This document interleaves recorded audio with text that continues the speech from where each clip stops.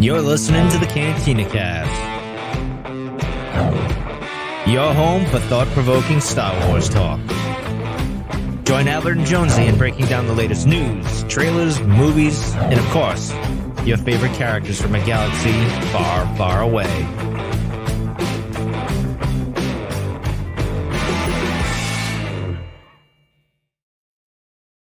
Hello, everyone. Welcome to the Cantina Cast. My name is Albert Padilla, and this is episode 573, where tonight we're going to focus on Kelnacca, the Jedi Wookiee that was first introduced in the Acolyte and now has his own very own comic book that just came out this week by my favorite High Republic author, Cavan Scott.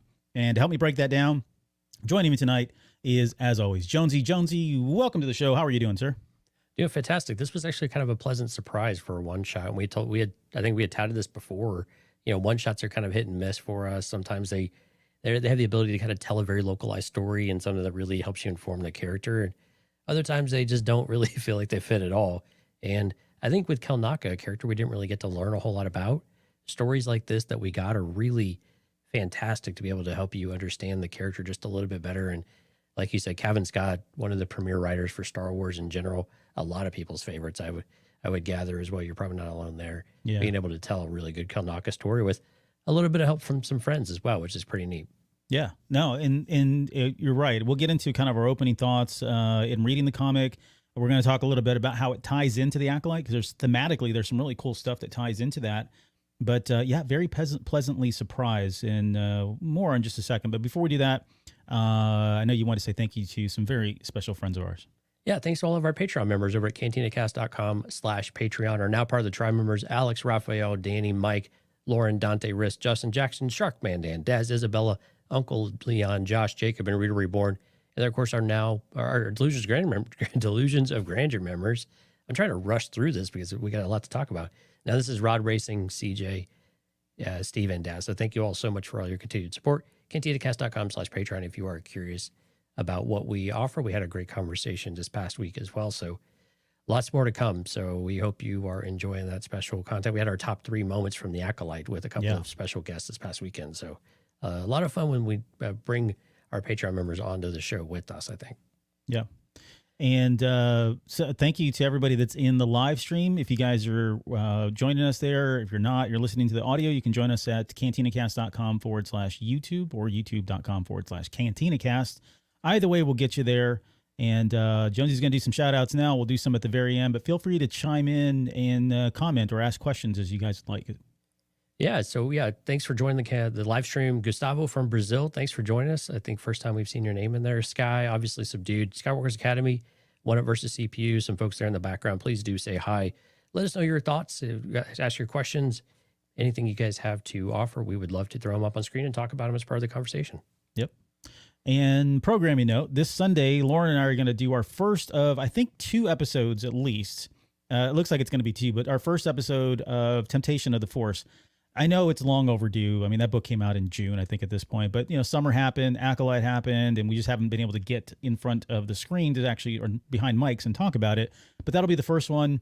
And then we'll come back in, I think, a week or 2 later, and we'll do part 2. So it'll be a fun discussion. And if you've already read the books, then it'll be a nice kind of refresher. And if not, you'll get all the gory details and just how spicy that novel got from both of us, which should be a lot of fun to discuss and break down. All right, Flash, very spicy. Also, hey, quick plug over for what Lauren's been doing over on the channel as well. She's got some new content out there, and I'm trying to pull it up because she just released some new ones this week.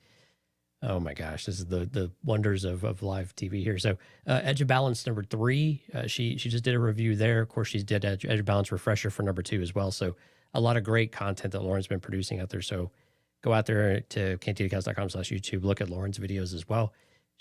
Not like she needs us to plug it. She usually does really well. So Mace Windu comics, we've got the Glass Abyss coming up too. So you can start to look forward to some of that content too for more Mace Windu, which is always a lot of fun to be able to dig back into that character and kind of peel back the layers of the onion on a potentially misunderstood character. Not really, but we can call it that. And written by Stephen Barnes, who, welcome back, Stephen Barnes. It's been a while since he's written anything for Star Wars. Prolific writer. He's just got so many books out, but that was a really welcome surprise to see his name on there. I just cracked that book open. So Not very far yet, but so far it's been good. So Lauren will break that down, and maybe we'll come back and do that kind of a full breakdown on the main show as well at some point down the road. All right, okay, let's do it.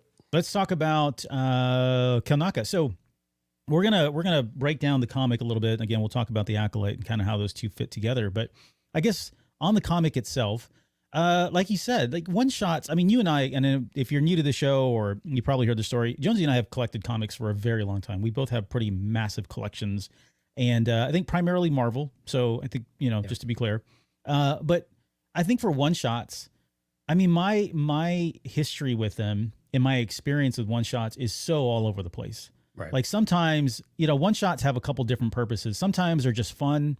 They're not really like all, riveting or groundbreaking, earth shattering. And then sometimes there are nuggets in there where you're like, oh, that's kind of cool. That changes my perspective on something. It's a way to kind of showcase a particular character, showcase a particular event, something that happens behind the scenes.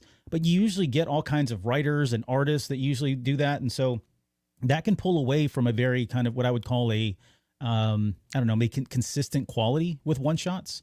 And so it's always been hit or miss. When we knew that this one was coming out, because it was Cavan Scott, I think it definitely, the meter went high. Like, okay, expectations are probably high. He's probably going to deliver.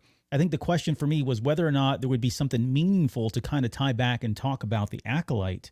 And that's where I was really surprised, because the writing's great. I think he does he's one of the best writers that we have right now, writing comics and just writing in general. He gets it. He writes like a lot of my favorite comic book artists outside of Star Wars. He just gets that format and the way storytelling is done in comics. But then on top of that, to kind of weave in a tie and thematically tie into some of the stuff that we saw in the Acolyte, that is a huge bonus. And then we had some really good artwork. I mean, we've already showcased the covers on the Waystation. I think you and I have talked about them. Great cover work. The inside stuff was really good too. I mean, it wasn't like, mind blowing, but a really good job, a really solid job compared to, again, some of the one shots that I've collected in the past. It was like, no offense to the writers, but I was like, or the artists, but come on, man. It was, but yeah, overall, I thought it was a great comic. I really enjoyed it. And I would say, who is this comic book for? If you're a fan of Kelnacca, absolutely, you probably should pick it up, whether it's digitally, pick up the physical copies if you can get those still. But if you're a completionist and you kind of want more of what's happened in the Acolyte, this happens, well before the Acolyte, but it does kind of change your perspective on the show just a little bit, maybe. But definitely with the character, there's so much more into the character who doesn't actually speak a lot, which I thought was also interesting. But for someone who doesn't say much, there is something worth digging out of this comic book that we'll get into. But anything else you want to add as far as kind of opening thoughts and, writers and style and format, all that? Yeah, like you said with the one shots, it's kind of like the annuals, right? You sometimes get some interesting, weird stories, but also sometimes really great little nuggets and pieces of it that really inform the character. I think this is one of those that really does a great job of bridging that. And I think we were talking about who is it for. I think if you felt like the character was a little bit wasted on screen or maybe wasn't developed enough, I think this type of material is where you can really bring more enjoyment to that. And I think there really is a good connection here with what we see in the Acolyte, a little bit of understanding why he feels a little bit distant and maybe why the events on Brendock affected him in that kind of way with the relationship that he has with some of the characters in the comic books. I think this is where that interesting part, you could start to draw some connectivity and lines between these to understand why is he on Kofar, right? Is it exile? Is it just an assignment or whatever? But why does he feel like he's by himself all of a sudden? And the story in the comic takes place sometime in the few years before or sometime in the years near the Acolyte, but then it flashes back a whole 100 years earlier into the core High Republic era. So not really a lot of clarity around where older Kelnacca is, but definitely a lot of transparency around where we are in the core part of the story. But again, a great, if you like the High Republic, this fits perfectly within it. It's actually a great High Republic story in general on its own. I think it has a lot of heart to it as well. So I think if you like that type of material and you like to read deeper into characters you only got a little bit of, this comic really, I think, probably does speak well to folks like you who might be interested in that. So highly recommend picking this one up for those that are interested in that type of thing. Yep.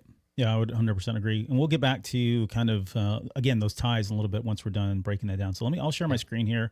For copyright purposes, we can't show you everything. So we've got some snippets here and there, and we'll kind of speak to what's happening in between the different images and that sort of thing. But yeah, just to be clear, this is set during the era of the High Republic. This may be your first High Republic comic you've picked up.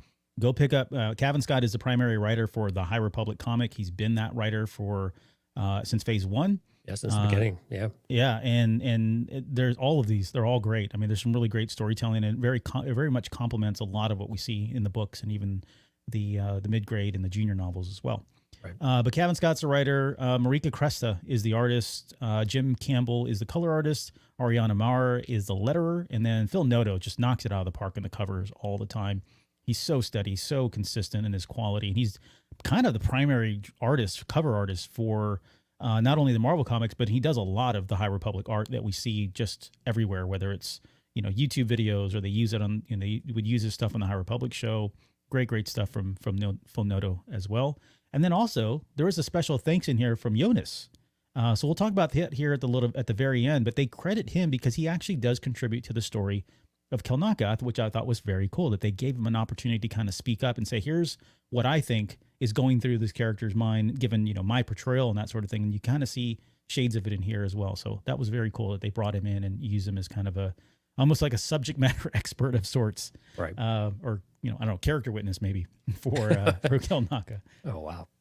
That's probably not the right word to use, but okay, let's go to the comic. And what we do is we open up here, on Tozo, which is present day. And this is Jedi Master Yarzian Vel. Now, if you saw the previews, he is the kid that we're going to show in a little bit. They did some previews. They sent some images out, about a month or two ago when they first were kind of soliciting this and getting the word out that the comic was coming. This is him, kind of what I would call maybe present day, right? Like you said, not really, maybe a couple years before the Acolyte-ish. It's hard to tell. They don't really give us any context. It's just listed as present day. But nonetheless, this is him. He's kind of in his last moments. He's dying. He's joined here by his Padawan, Ordea, and she's at his side. And of course, she's very anxious because, she's going to lose her master. She knows it's just a matter of time now, imminent at this point. And she's really concerned because she feels like, I'm going to lose my master. I'm a Padawan. Who is going to take up the mantle of training me? And we go from there to the flashback, and we go all the way back to the fall of Starlight Beacon. So we're back on Irem. You can see some part of this is like a 2-panel. You can see there it is right there. Starlight Beacon is sitting there in the waters of Irem, the ocean of Irem. Still too soon. Yeah. Right.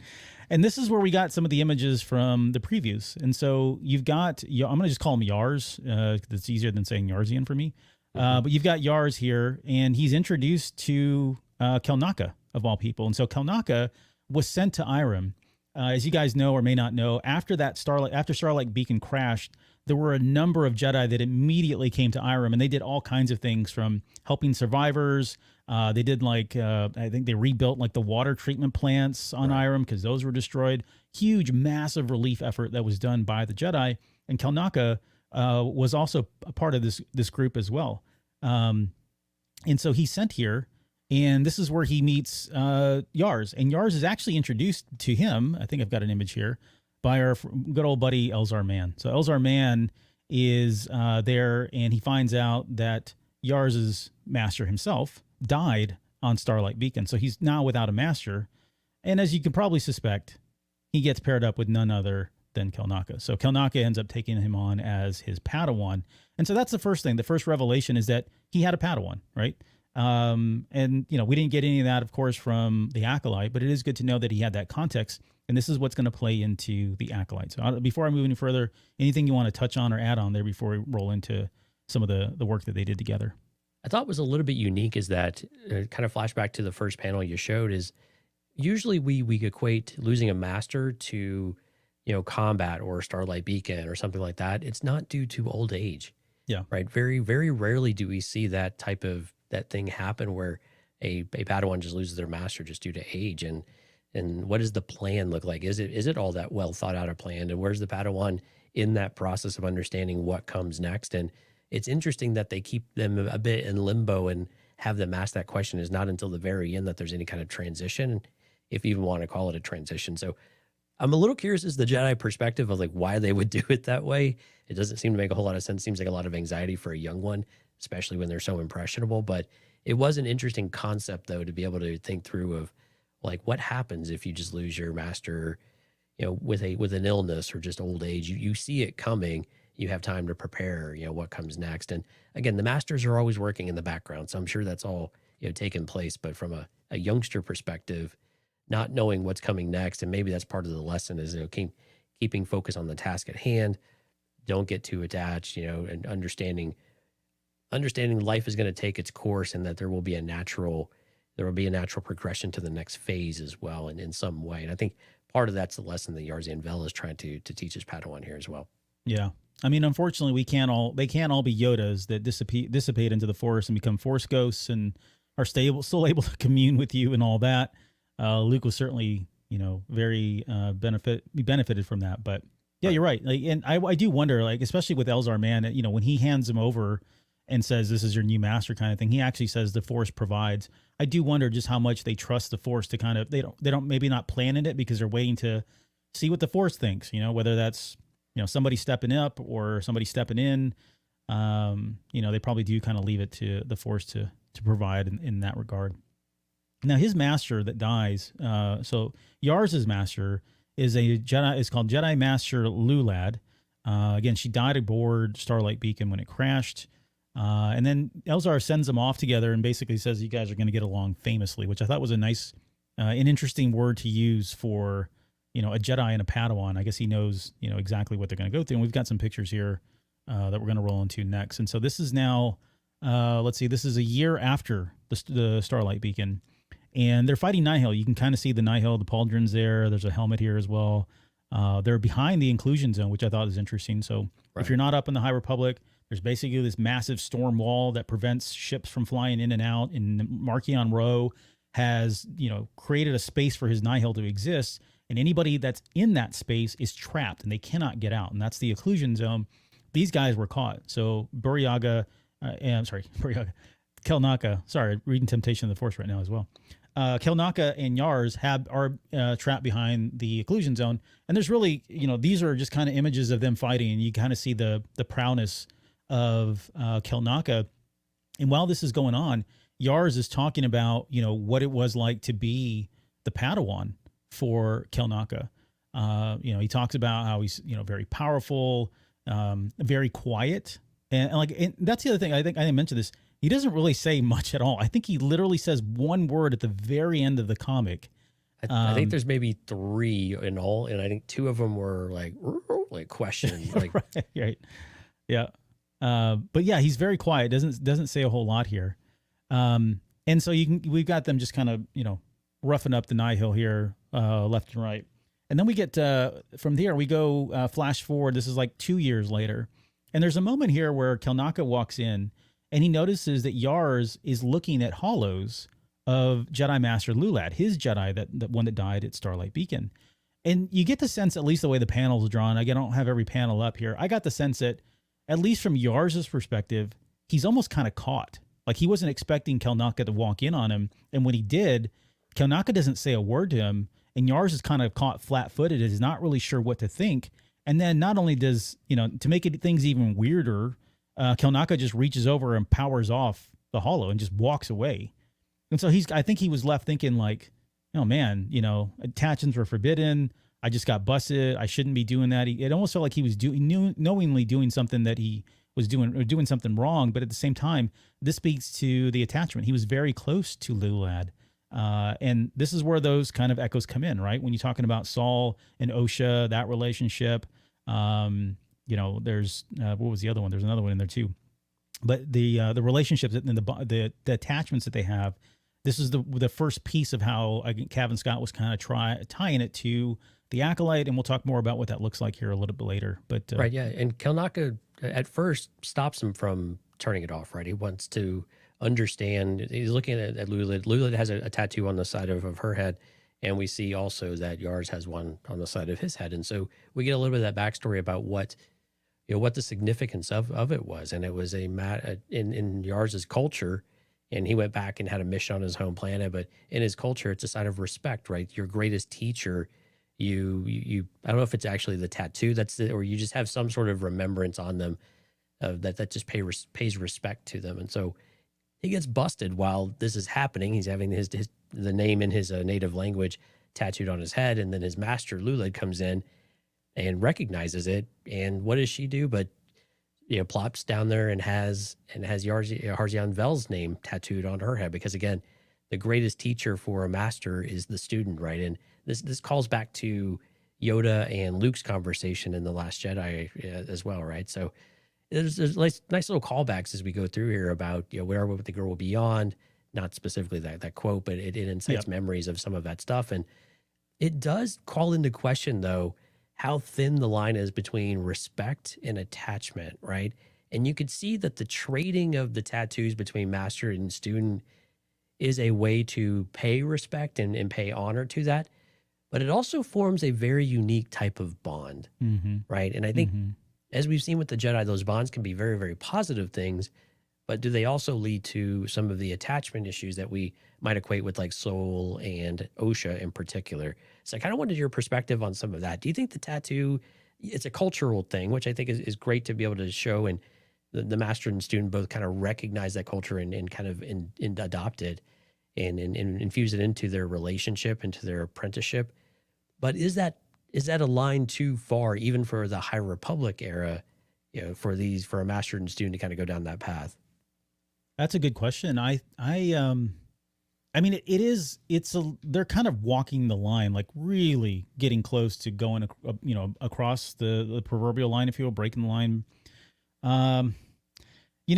Because it's cultural, I can see where, it probably is unique to them. I think if any other Jedi came and said, "Oh, I'm going to get, a tattoo of my master on my arm," I think the council would come back and be like, "Okay, you guys are from Coruscant. No, you're not doing that." But because of his race, right? His race, right? It was the tradition of his race was to have the name of one's greatest teacher tattooed on their head. So it could be anybody. It wasn't just necessarily, a Padawan or a Jedi. It was anybody. It was just part of that tradition. And I have the exact quote. He says, "A Jedi master never stops learning.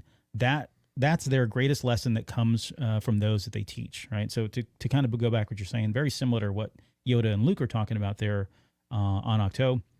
But yeah, I think because it is part of the tradition of the race itself, he probably gets a free pass, even though I think it gets very close to kind of being almost taboo.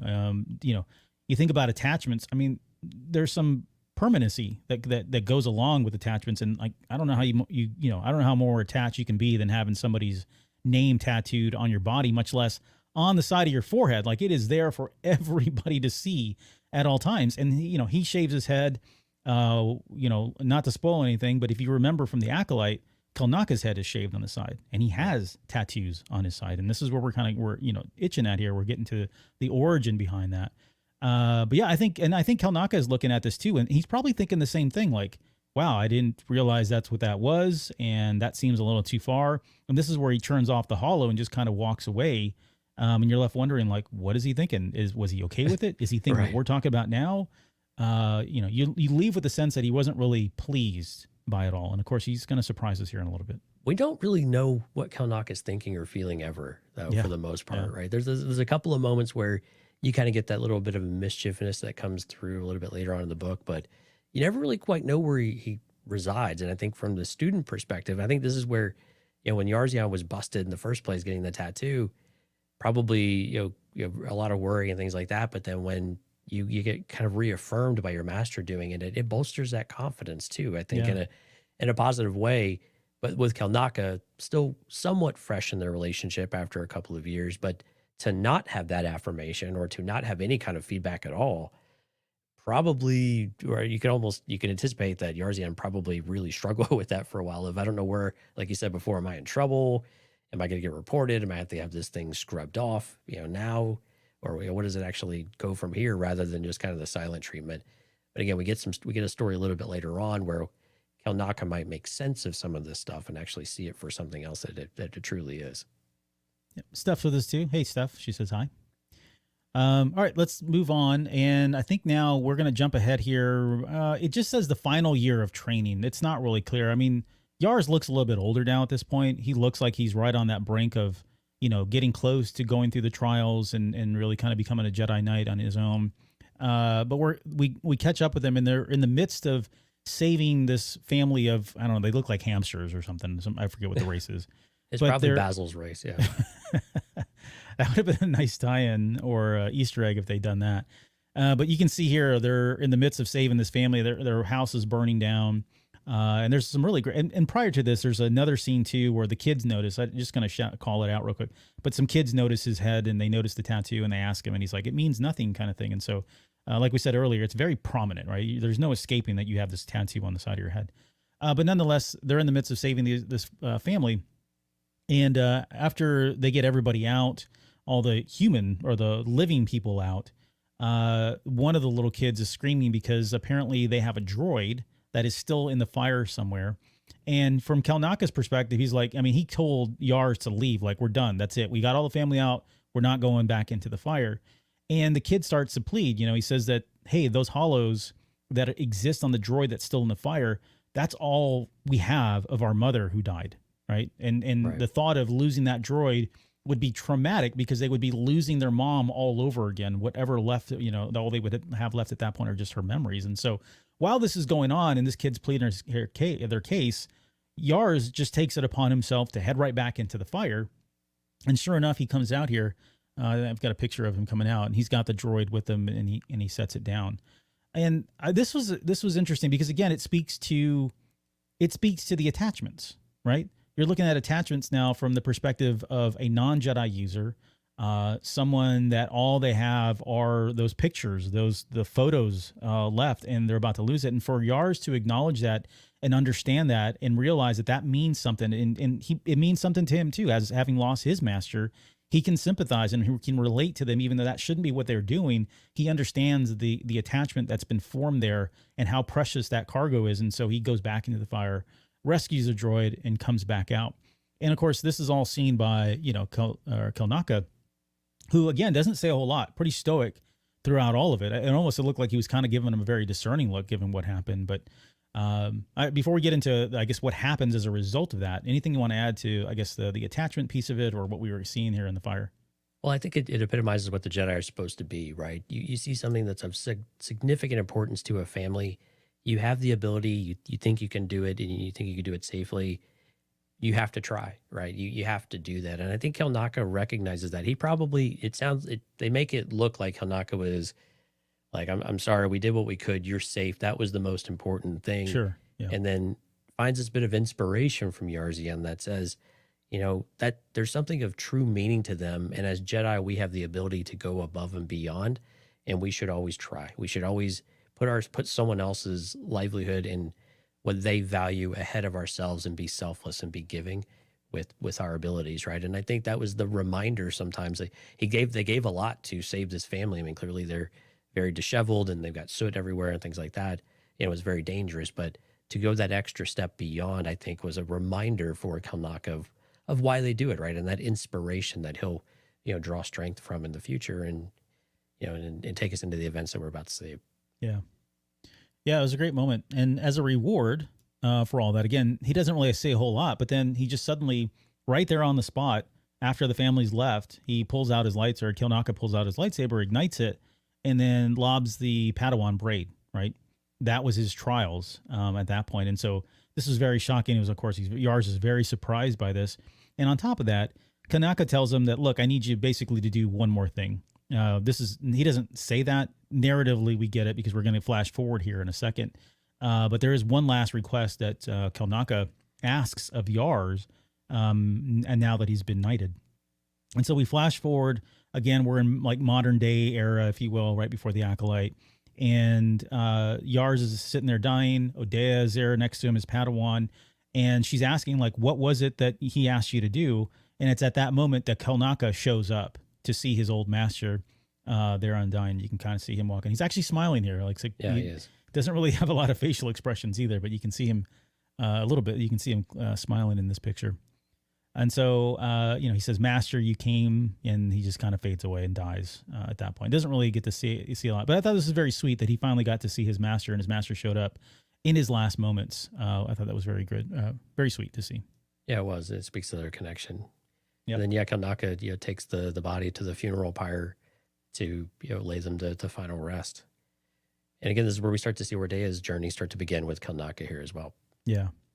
And it's here that she, Kelnacca or Ordea notices the tattoo on Kelnacca's head, right? She notices it there, and this is where she goes and he tells her this is part of your story, and he goes and explains what happened. And the request that he made was he wanted Yars to do the same thing. He wanted Yars's name tattooed on his head, on the side of his head, because of what he showed him, right?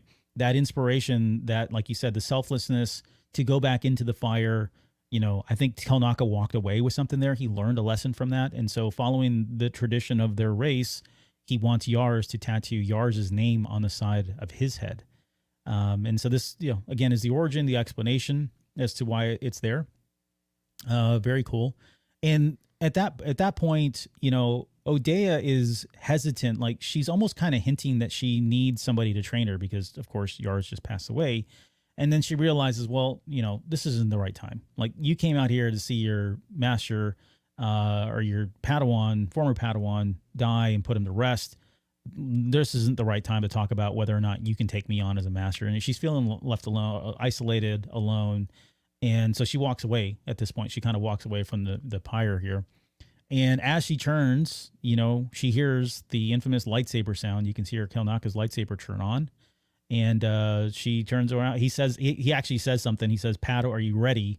And then he says, Padawan. She says, Master, here at the very end. And this is how the comic book ends. Clearly, he's taken her on. He's going to take her on. This is now his second Padawan.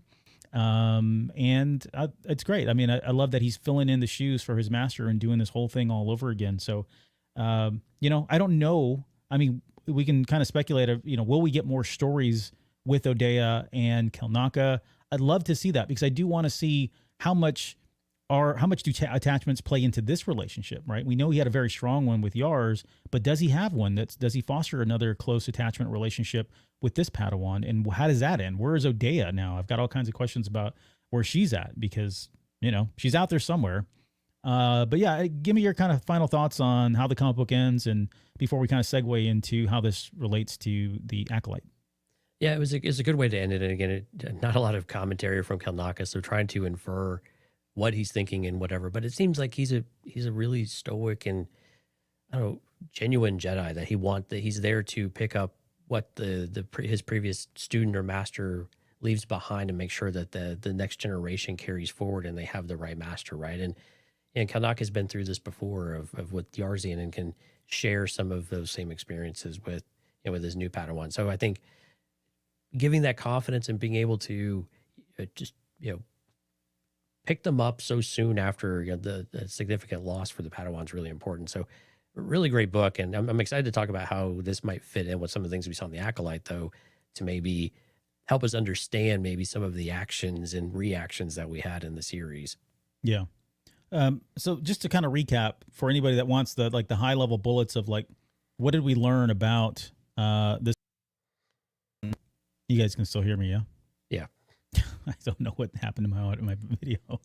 I have to troubleshoot that another time. But what we learned is Kelnacca was part of the relief effort for Starlight Beacon. He was known to be brave, powerful, and silent. I think some of those attributes we definitely saw in the Acolyte, so that stays true. He had at least two Padawans, right? He had Yarzian Vel, and then later on he picked up Ordea after Yarzian Vel died. The tattoo on the side of his head says Yarzian Vel, and it was given to him by Yarzian Vel. He had his Padawan give him that tattoo. That tattoo is customary to that race, and he had a very strong attachment to Yars on top of all of that. So great stuff. Now let's talk about kind of maybe how this ties into the let's start. Let me start here. Give me your thoughts while I troubleshoot my camera. Give me your thoughts on Kofar. You know, why did we see him exiled the way he was? Do you think there was anything that was coming from the comic book that played into that? You know, we also know that he was kind of haunted by the witches, and so he was kind of going mad and crazy. I don't think there's necessarily a relationship there or a relation there, but I do feel like some of what we're seeing here, I don't know, almost exacerbated what he was going through from an attachment perspective after the events there on Brendok. Did we actually confirm he was in exile, or was it more that he was just in seclusion on a mission or kind of in isolation? I don't know that we actually got confirmation If it was I- truly exile or it wasn't Barash Val or anything like that, right? No, they never explicitly said it was like the Barash Val. Right. It did sound like, based on the old hermit, get off my lawn, right? He was coming back from the grocery store and he was shooing people away. It did sound like he was probably putting himself in self-isolation. Maybe it's because he used his claws, right? That's a big no-no for Wookiees, and we clearly saw him use those on Torben. So that could be one of the reasons as well. But I think it could be some combination of that plus the fact that, that haunted him, right? The idea of what happened on Brendok and knowing and being able to relate like to the relationship between Saul and Osha and all of that. Maybe, there might be something there as well. Yeah, and so I kind of went back to why did Kelnacca maybe before we get to Kofar, we kind of go back to the source, right? So why did Kelnacca maybe agree to go into the compound in the first place, right? Knowing that this was probably going to be set off, and then we're not necessarily going to get okay, well, I'm all by myself now, so this is a great conversation. But so we have to understand where. Oh crap! Now I'm lost. This is funny, but. So if we go back to Brendok, where we're talking about how why they agreed to this mission in the first place, I think some of it was Yarzien Vel's bravery to go back into this hut and be able to put that forward, and to know that you have May and Osha, who are kids that are kind of at risk or maybe in danger or along those lines. Understanding where Kelnacca has seen this type of thing of what the right thing to do is, and is maybe inspired by the events that Yarzien Vel performed 100 years ago or 20 years ago or 10 years ago, whatever it might be, not 100, but this 5 to 10 or maybe whatever it is, years. And that's why he agreed to go on this mission in the first place and help the kids and kind of put faith in Torben and in the others to try to do what was right. Now, I think the connection that he also experienced both on his own as well as seeing what was inspired by Yarzien Vel and Lulit was this connection between master and student. So when Kelnacca violates like that sanctity with Torben and maybe Indara, is something like that maybe one of the reasons why he decides to maybe not take another Padawan and put himself a bit more in isolation, or just do solo missions or something like that too, right? Yeah. Because that type of thing affected him so deeply because he understands that connection between student and master, and to come between Indara and to kind of violate her trust, but then also be taken advantage of by the witches, and so severely, like you were saying, in ways that are very unacceptable to Wookiees in general, that could have played a very strong role in some of that. So, but I think this story probably is one of the reasons why he might have reacted so severely and taken himself out of the equation and said, I'm not taking another student. Yeah. I can't trust myself with another student. Clearly what I did, here. And then I've got this reminder of what it means and what I need to learn, but I've clearly failed. And as we've seen, some of the Jedi in the High Republic really struggle with failure. Whenever they do experience it, not all of them quite know how to cope with some of that. So, Yeah.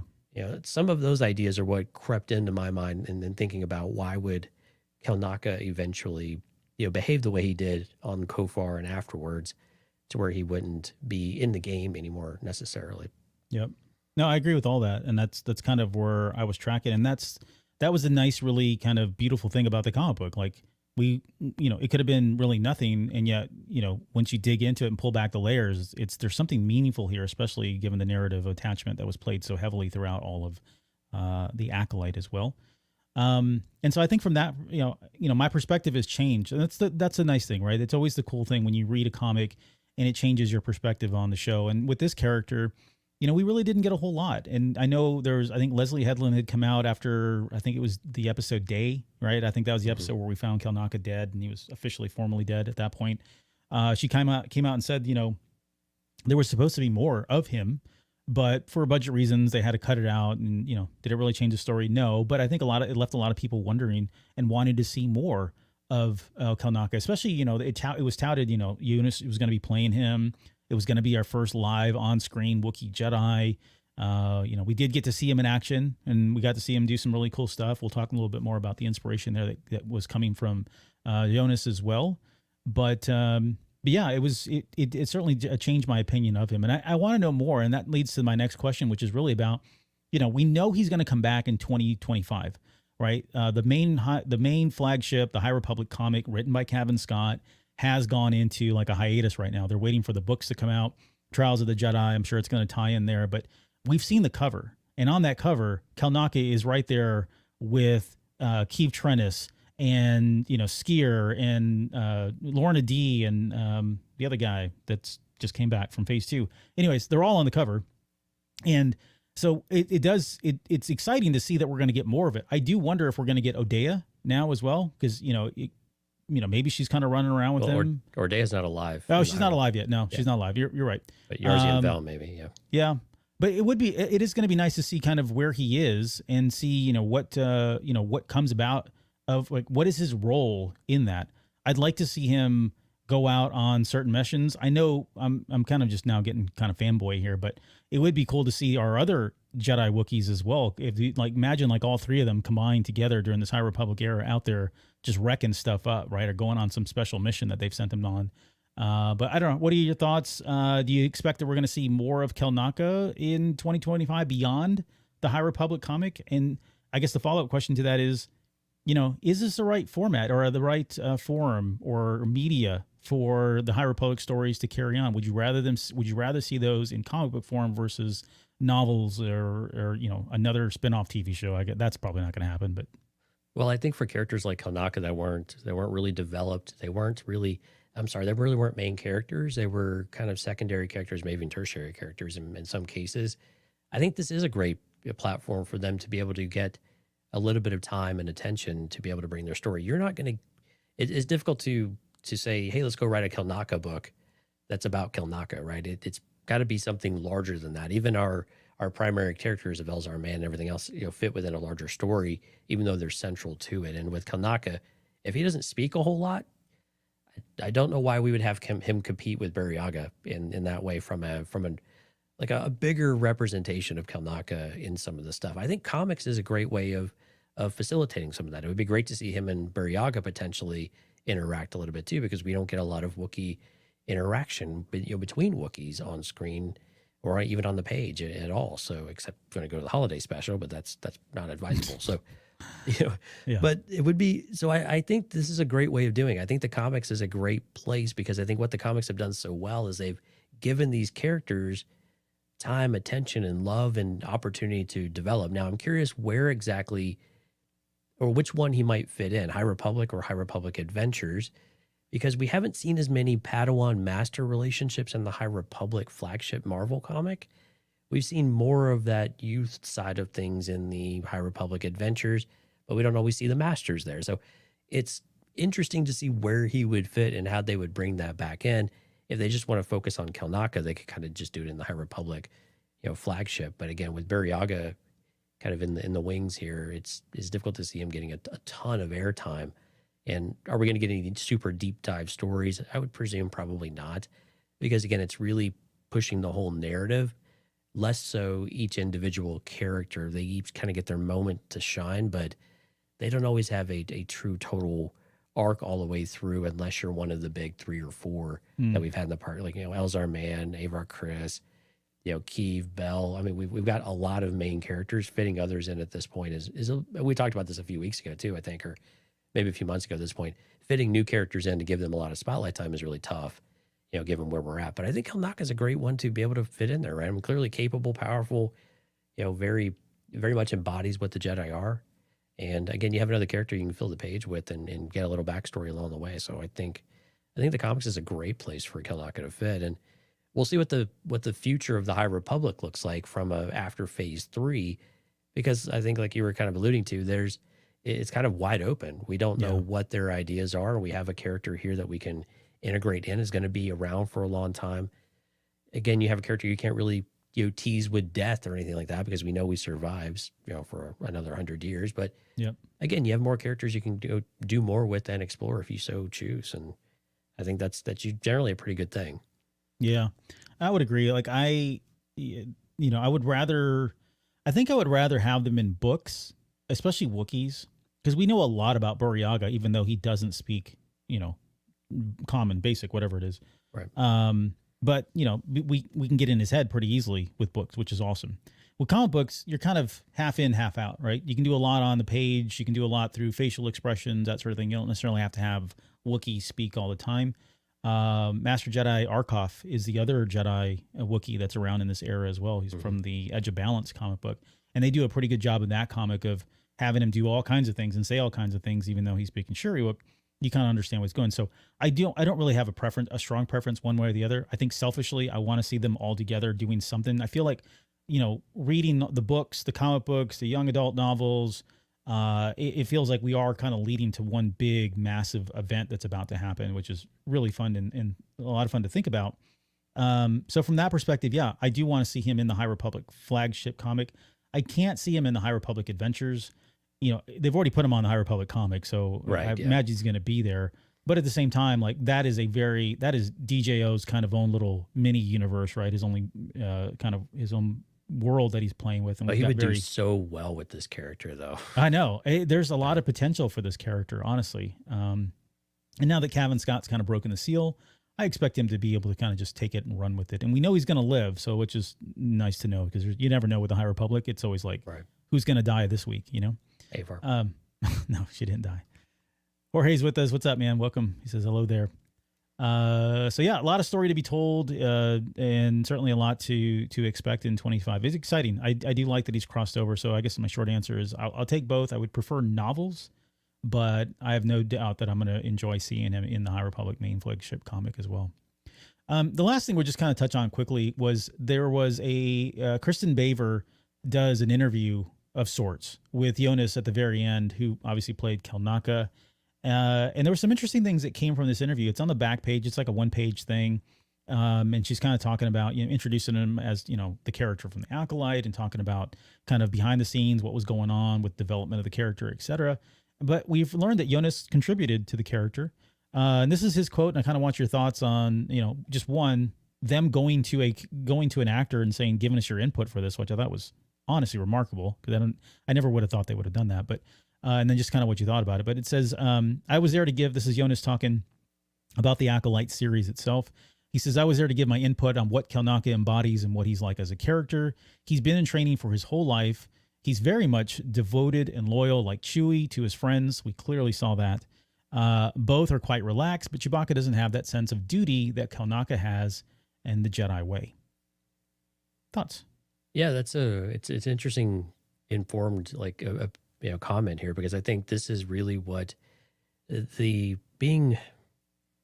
sense of duty of the Jedi way is the part that I think is the big takeaway in that. And I think we see that in the comic, of directly influencing the comic of what would that mean, or what is that when you make a comment like that, how does that translate to a story or to a page? And what better way of doing that is when there's a passing of one, you pick up the torch, right? You feel called to do something, or, you know, and then you do it again whenever your student passes and you're still around, and you know, you pick up the torch and you continue that training, right? And it's the right thing for the student. It's the right thing for the master, especially if you feel, you know, called by the Force. So I think it's a great connection directly of how Jonas likely inspired some idea in genesis of the story of like, what does that mean to embody like the true duty of the Jedi? It's not always about getting involved in a fight or saving a planet or saving a family. Sometimes it's about the Jedi way and about continuing a sense of culture. And again, the idea of culture within the characters themselves starts to play into some of that too. But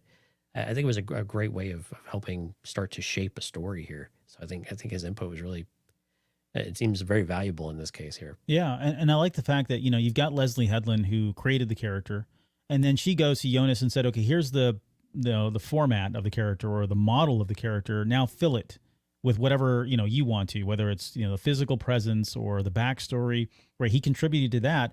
And then it's big on Cavan Scott and the writing crew, because I remember they called Jonas into the writing room for one of the early brainstorming sessions about this comic particularly, and asked him, hey, you know the character, you played him, right? You have your kind of backstory on what happened. Give us that input. What would you see? And then they translate that into the comic.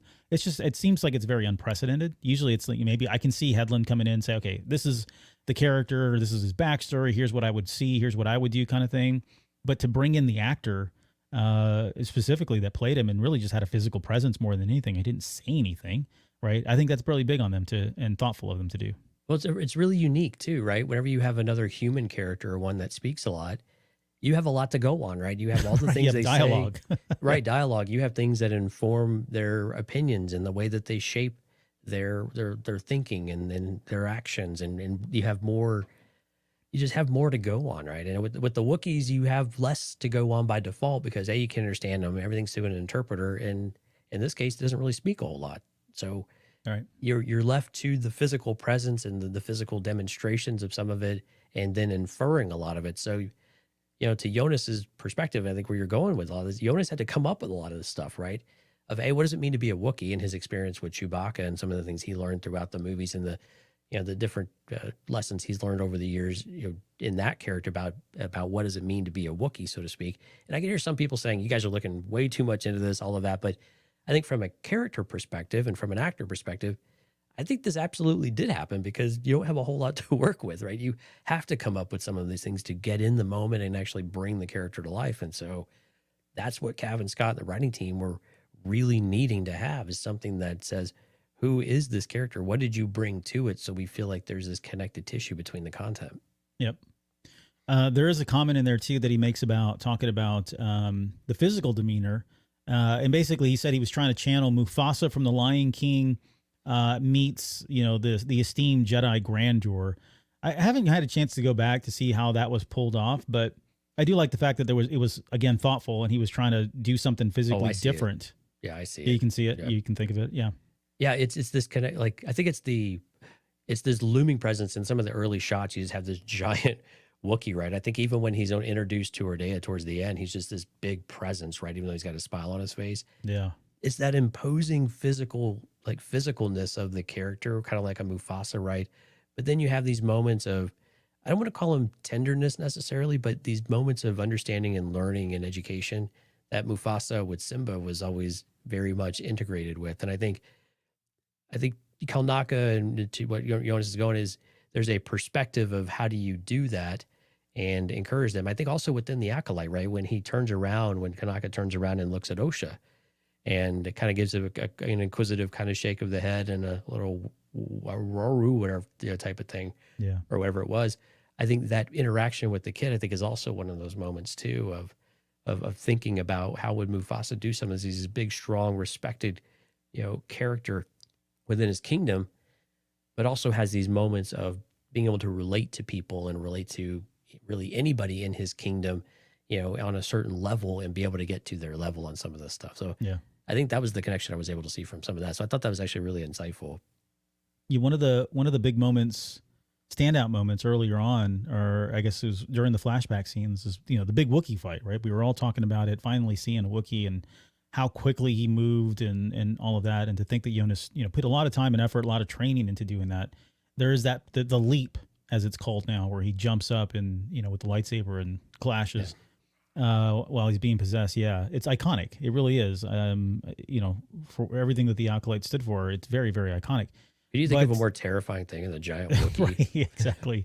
Enraged Jedi Wookiee coming at you with a lightsaber. Yeah. It's intimidating. But he says, he's talking about the leap. He says, the leap may be my favorite shot of all time. I never thought I could pull it off. If you don't make the moves right, then the jump doesn't look like anything, which I think he's right. Like, that could have gone horribly, right? But, credit to him, credit to the way it was shot and filmed, all of that worked. And I love this line. He says, first you have to fail to see how it works, and then you have to go from there. You have to improve. So it is nice to hear that, they didn't nail it the first time. He went through that over and over and over again to get that move to look like it did when it finally, came to life on screen, which, speaks to his dedication and doing something special for a Jedi Wookiee. I think we were expecting big things, no pun intended, and I think we delivered on a number of fronts there. Yeah, when you can't see out of the headpiece very well, I mean, you think what you're doing looks good until you actually see it, and then you have to adjust. So this is actually kind of a nice behind the scenes moment. Yep.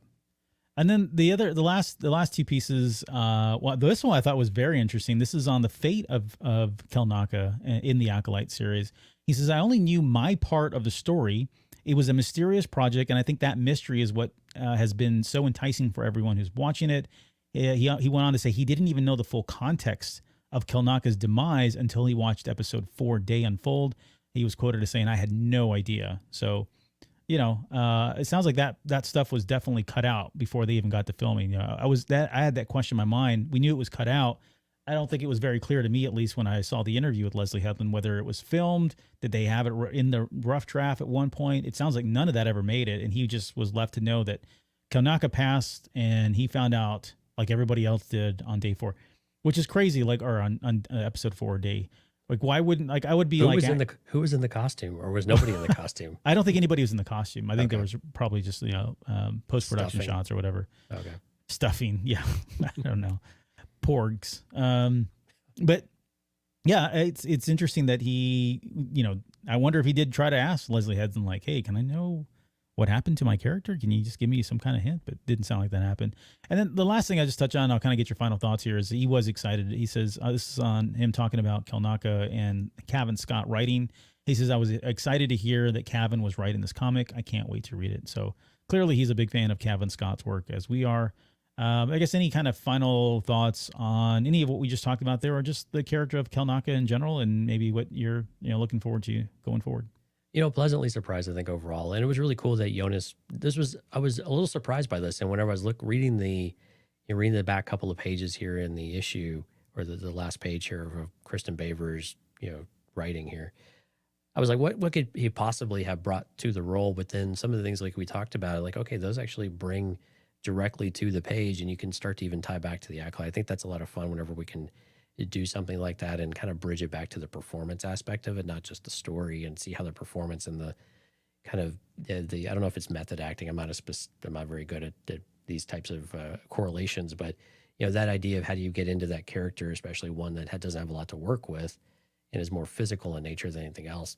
How do you do that? And then how do you bring that to page, words on a page? And someone talented like Cavan Scott being able to do that, and I think Jonas is absolutely right, to be able to take some of these very, high level ideas and a little nebulous, and then bring those elements to a page and help them develop a story around all of that, of these key kind of, thought processes or moments is kind of special. Right. And I think it's really cool that we were able to do that. And I think the story overall is really, I thought it was really good. I thought it was really solid. And I think it was necessary for this type of character, where we felt like we kind of got shortchanged in the series on Kelnacca with his fate.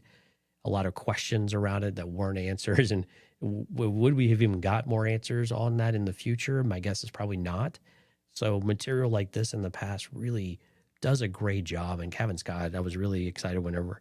Usually I probably would have passed on this otherwise, unless it was Cavan Scott or one of the other kind of notable High Republic authors that would have taken the story. And not out of disrespect to any other writers that would write Star Wars otherwise, but when you bring in Cavan Scott, who knows the High Republic, and then is able to take this type of feedback, for a character that he didn't create, and be able to do something special with it, I think is really, these are the types of things when we really get it right in Star Wars, with smaller moments that inform good characters and make the other content more enjoyable. So, kudos to Cavan Scott and team for bringing this one to life. Yeah, no, I agree. Co-sign everything. I thought he did a great job with this comic. Certainly exceeded my expectations, although, like I said earlier, I was kind of expecting it to be good. I was fairly positive and optimistic it would be, because, he hasn't, in my opinion, he hasn't made a wrong turn in terms of storytelling in Star Wars yet. That's not to say he's infallible, but he's done a really good job. Everything he's touched, whether it's, whether it's the High Republic comics, whether it's the books that he's done, the short stories that he's done, he's even writing on, Young Jedi Adventures, the cartoon, right? So, right. It's going to be sad. Like, I'm worried because his time's coming to an end, as is Charles Soule. So I'm not sure, when it's unclear whether they're going to stay on or we're going to get a new life. And really the future of the High Republic is kind of unknown right now too. We know we got the end of Phase 3. We know we've got a lot of stuff to play around with now in that 100-year period between the end of the Phase 3, or what I suspect would be the end of Phase 3, until we get to the beginning of the Acolyte. We got Phase 2 that we only had a small piece of. There's all kinds of characters that were touted, even characters that are being touted now that have backgrounds and stuff. And so it does feel like they are kind of still continuing to lay down a lot of foundational stuff. Where Kelnacca fits in that, because he's so old, he could pop up in a lot of these different places, like Arcov could, or Boryaga could, right? We just don't know yet.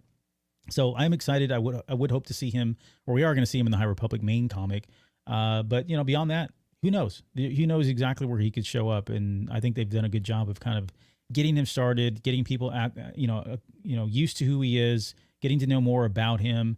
Right, all that breeds character depth and it leads to more compelling storytelling later down the road if they want to bring him or introduce him into whatever project goes forward. So, yeah, great stuff.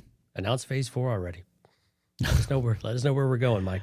I'm just as an aside, I'm hoping they say we're taking all the writers and we're going back 1,000 years now, or we're going back 2,000 years to the Old Republic era, and we're going to have them now, put their foot and start building that group out. But that would be pretty cool. That would be cool. I would love to see that, but I would take anything in the Old Republic at this point. So, all right. Well, hey, thanks for everyone being here. Jonesy, I don't know if you've been keeping score, but I know you got some shout outs for everybody that joined us on the live stream tonight. Yeah, thanks to Gustavo, obviously Subdued, Skywalker's Academy, Sky, One Up versus CPU, Steph, Jorge, all those in the background. Thank you. We do see you. We appreciate you coming out to live stream tonight. Apologies for the technical difficulties, but yeah, I got it worked out. You. Yeah, you did. you get to edit out all my fumbling that happened when it caught me off guard. I was like, what the hell just happened? Yeah, sorry about that. No. Yeah, so again, thanks to everyone for coming out. We appreciate for you tuning in and hope you enjoy the content. If you're interested in more comic books and more stuff in the High Republic, well, you're in luck because we're going to do Star Wars comic here, Star Wars issue 50 here in another week. And we've got more High Republic comics, I think, with Albert and Lauren. And so all sorts of good stuff coming. So you can rely on us to kind of give you a breadth of Star Wars content, not just live action and stuff like that, but some of the other material that we think is worthwhile for your time. Yep. Don't forget to head up to Patreon, cantinacast.com/Patreon. Sign up there if you're interested. We've got High Republic stuff too. We've done a lot of High Republic stuff for Patreon members as well. Lots of breakdowns, lots of great content, including the top 3 moments. As Jonesy mentioned at the top of the show, we did our top 3 moments of the Acolyte. That was a fun show. Funny how we all kind of had one of the same ones, which that doesn't happen all the time. But if you're a Patreon member and haven't had a chance to go listen or watch that one, please do so. That was a great time having a positive conversation about the Acolyte for what seems like forever now. All right. Anything else before we get out of here? Thanks, everyone. Appreciate your time. Okay, cool. Hey, don't forget Thursday or Sunday. Sorry, Laura and I will be back to talk about Temptation of the Force. So that'll be part 1 of 2 episodes, breaking that down. So it's going to get spicy. It's going to get spicy. Not us. The book gets spicy, just to be clear. Okay. All right, guys. We'll see you all here on Sunday.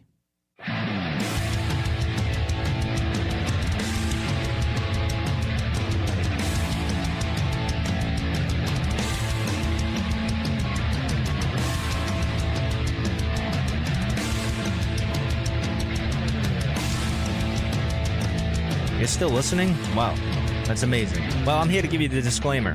Normally we do a big, long, drawn-out disclaimer thing saying what's what and who's what and all that other stuff, but I think you guys kind of know that Lucasfilm and Disney have no affiliation with us at all, and we have none with them. We talk about Star Wars, which is their property and all that other good, fun stuff, but I think you can tell which is our stuff and which is their stuff. If you can't, well, then send a lawyer to send an email to me, and I'll be glad to chat with them. Other than that, you know what's what, so that's your disclaimer.